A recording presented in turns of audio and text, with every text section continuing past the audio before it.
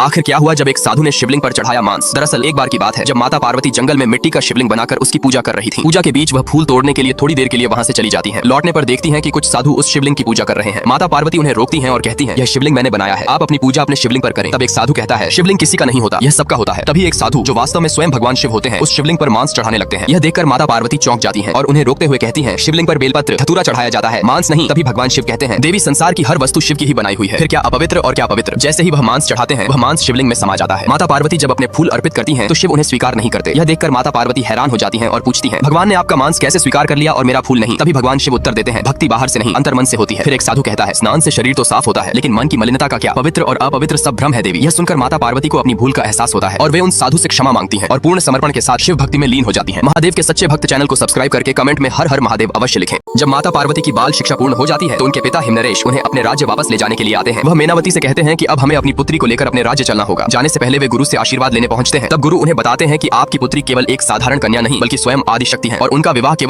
विवाह केवल भगवान शिव से ही होना तय है। यह सुनकर हिमनरेश विरोध करते हैं और कहते हैं कि पार्वती का विवाह तो वे अपने राज्य के राजकुमार से कराना चाहते हैं। तब गुरु उन्हें स्पष्ट करते हैं कि महादेव और माता पार्वती के विवाह को कोई नहीं रोक सकता। हिमनरेश यह सब सुनकर मौन हो जाते हैं और आशीर्वाद लेकर वहां से प्रस्थान करते हैं। उनकी मन स्थिति देखकर भगवान विष्णु देवर्षि नारद को उनकी परीक्षा लेने भेजते हैं और कहते हैं कि हिमनरेश को पार्वती और शिव के विवाह के लिए मानसिक रूप से तैयार करना होगा। देवर्षि मार्ग में एक असहाय दुर्बल व्यक्ति का रूप धारण कर लेते हैं और हिमनरेश से कहते हैं, महाराज मेरी सहायता कीजिए, एक भारी पत्थर के नीचे मेरा सोने का घड़ा दब गया है। हिमनरेश तुरंत सहायता के लिए आगे आते हैं और अपने सैनिकों से पत्थर हटवाने का आदेश देते हैं, पर कोई सफल नहीं होता। और भी सैनिक बुलाए जाते हैं परंतु पत्थर टस से मस नहीं होता। अंत में स्वयं हिमनरेश प्रयास करते हैं पर असफल रहते हैं। तभी माता पार्वती रथ से उतर कर आती हैं और पूछती हैं, पिताश्री क्या हुआ। हिमनरेश बताते हैं कि यह पत्थर हट नहीं रहा है। तब पार्वती कहती हैं, इस पत्थर पर महादेव का नाम लिख दीजिए, वह अवश्य हट जाएगा। देवर्षि महादेव का नाम उस पत्थर पर लिखते हैं और जैसे ही पार्वती उसे छूती हैं वह पत्थर सरलता से हट जाता है। यह चमत्कार देख वहां मेनावती, गुरु और हिमनरेश भी आश्चर्यचकित रह जाते हैं। तभी देवर्षि अपने असली रूप में प्रकट होते हैं और कहते हैं, महाराज अब तो आपने देख ही लिया कि जिसे आप और आपके सैनिक नहीं हटा सके उसे माता पार्वती ने अकेले हटा दिया। उनका विवाह केवल महादेव से ही होना संभव है। यह कहकर वे वहां से चले जाते हैं। दोस्तों अगर आप भी महादेव के सच्चे भक्त हैं तो कमेंट में हर हर महादेव जरूर लिखिए।